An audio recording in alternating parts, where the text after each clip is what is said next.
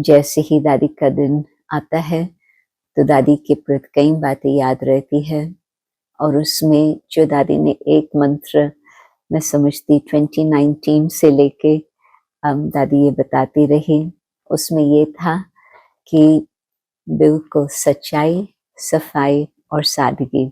और दादी के जीवन में ये तीनों ही बातें बहुत सुंदर स्पष्ट नजर आती थी। सच्चाई तो दादी को बहुत प्रिय थी, बिल्कुल मन में किसी के प्रति कुछ न हो, सिर्फ प्यार और सद्भावना बस। और कोई बात न बाबा से छिपाती थी न हम लोगों से छिपाती थी। जो मन में होता था दादी बहुत प्यार से स्पष्ट बता देती थी। और जबकि मन और बुद्धि इतनी साफ है, इतनी स्वच्छ है और बिल्कुल इतनी सच्चाई से कोई चल रहा है, तो आप सोचो बाबा का कितना प्यार उसके द्वारा अनेक आत्माओं को पहुंचता रहा। और फिर लास्ट में सादगी। दादी का जितना सादगी जीवन था, एक बारी दादी ने कहा था कि मुझे लगता है कि गरीब से गरीब भारत का और मेरा खर्चा एक समान होगा। सचमुच दादी कुछ अपने पास न रखती थी न चाहती थी, बस भगवान ने सब कुछ दिया है, अंदर के खजाने दिए हैं और वही खजाना मुझे सबको बांटना है और आत्माओं को बाबा के समीप लाना है। ये था दादी का जीवन। दादी समझती थी कि पवित्रता तो जान है, पवित्रता के बगैर कदम आगे नहीं बढ़ सकते।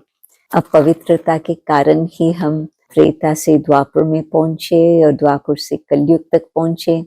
और यदि अब हमें कलयुग से सतयुग जाना है तो फर्स्ट स्टेप ही है पवित्रता। ब्रह्मचर्य व्रत, खान पान की शुद्धि, कार्य व्यवहार में ऑनेस्टी, ये दादी को बहुत बहुत इम्पोर्टेंट लगता था।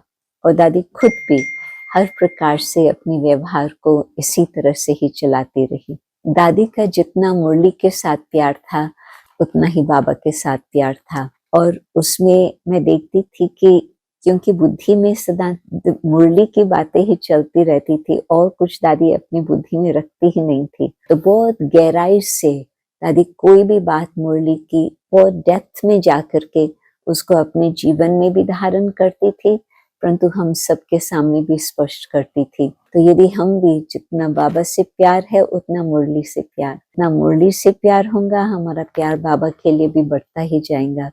तो यदि हम बुद्धि में यही याद रखें कि मुरली ही हमारी जान है, मुरली ही हमारी बिल्कुल हर प्रकार से सब बातों के लिए दवाई भी है, खाना भी है, सब कुछ है, तो हमारी जीवन भी इतनी ही सुंदर बन सकती।